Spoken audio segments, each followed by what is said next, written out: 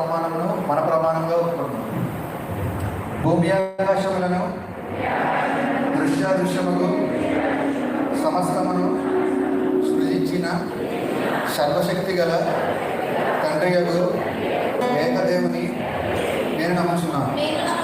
ఆయన జనతైక కుమారుడును అద్వితీయుడునగు ప్రభు అయిన యేసుక్రీస్తును నమ్ముచున్నాను.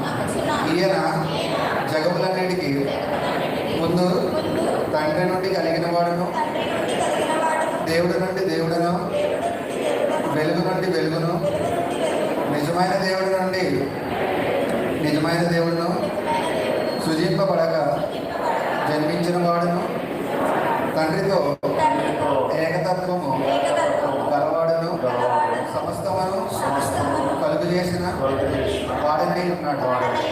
ఈయన